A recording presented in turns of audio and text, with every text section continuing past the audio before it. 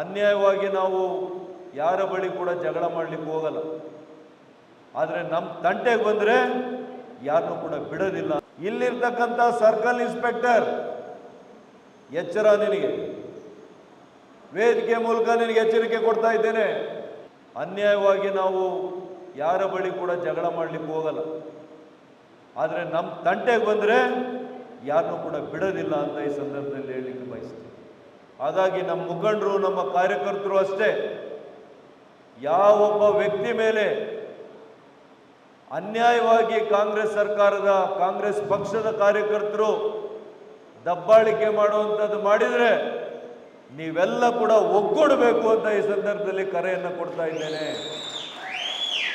ಅವನಿಗಾಯ್ತು ಬಿಡಪ್ಪ ನಮಗೇನು ಅನ್ನುವಂಥ ಮನಸ್ಸು ನಮಗಿರಬಾರ್ದು. ಎಲ್ಲಿ ಸಾಧ್ಯ ಆಗ್ತದೆ ಅದು ಗಂಭೀರ ಸ್ವರೂಪ ಇದ್ದರೆ ನನಗೆ ಹೇಳಿ, ಒಬ್ಬ ಸಣ್ಣ ಕಾರ್ಯಕರ್ತನ ಮನೆಗಾಗಲಿ ನಾನೇ ಬರ್ತೇನೆ ಅಂತ ಕೂಡ ನಿಮಗೆ ಈ ಸಂದರ್ಭದಲ್ಲಿ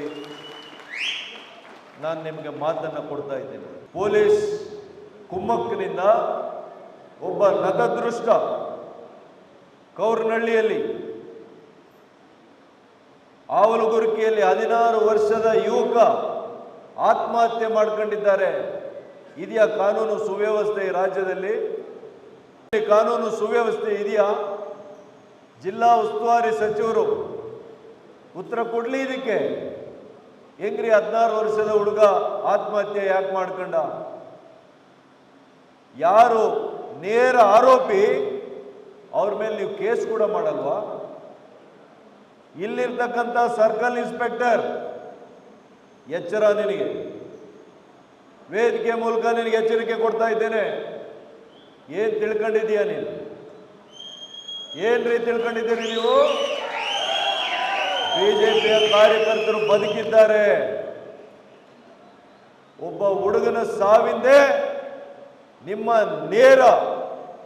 ನಿಮ್ಮ ಕುಮ್ಮಕ್ಕೂ ಕೂಡ ಕಾರಣ ಇದೆ ಅಂತ ನಾನು ಇವತ್ತು ಈ ಸಂದರ್ಭದಲ್ಲಿ ಆರೋಪ ಮಾಡ್ತಾ ಇದ್ದೇನೆ. ನೀನು ಸುಮ್ಮನೆ ಬಿಡೋದಿಲ್ಲ. ಅವರು ನೋವಿನಲ್ಲಿ ಆ ಕುಟುಂಬ ಇದ್ರೆ ಆ ಕುಟುಂಬದ ಮನೆ ಮೇಲೆ ಹೋಗಿ ಕಲ್ಲೆಸಿತೀರಾ? ಅದಕ್ಕೆ ನೀವು ಕುಮ್ಮಕ್ ಕೊಡೋದಕ್ಕೆ ನೀವು ಪೊಲೀಸರು ಇರೋದಿಲ್ಲ. ನೋಡ್ತೇವೆ ನಿಮ್ಮನ್ನು ಯಾರು ರಕ್ಷಣೆ ಮಾಡ್ತಾರೆ ಅಂತೇಳಿ. ಮಂಜುನಾಥ್, ನಿಮ್ಮನ್ನು ಯಾರು ರಕ್ಷಣೆ ಮಾಡ್ತಾರೆ ಅಂತ ನೋಡ್ತೇನೆ. ಸಭೆಯ ಮೂಲಕ ನಿಮಗೆ ಇವತ್ತು ಸವಾಲು ಎಸೀತಾ ಇದ್ದೇನೆ. ನಿಮ್ಮನ್ನು ಸುಮ್ಮನೆ ಬಿಡೋದಿಲ್ಲ. ಯಾರು ನೋಡಿ ಯಾರು ನಿಮಗೆ ಸಹಕಾರ ಕೊಡ್ತಾ ಇದ್ದಾರೆ, ಯಾರು ನಿಮಗೆ ಕುಮ್ಮಕ್ ಕೊಡ್ತಾ ಇದ್ದಾರೆ, ಯಾರು ನಿಮ್ಮನ್ನು ಕಾಪಾಡ್ತಾರೆ ನಾನು ನೋಡ್ತೀನಿ. ನೀವಿರೋದು ಕಾಕಿ ಬಟ್ಟೆ ಹಾಕೊಂಡಿರೋದು ಜನರನ್ನ ರಕ್ಷಣೆ ಮಾಡಲಿಕ್ಕೆ, ಪ್ರಾಣ ತೆಗಿಲಿಕ್ಕಲ್ಲ. ಕಾನೂನು ಸುವ್ಯವಸ್ಥೆ, ಇವರೆಲ್ಲ ಕೂಡ ಕಾನೂನು ಸುವ್ಯವಸ್ಥೆ ಮಾಡ್ತಾರೆ.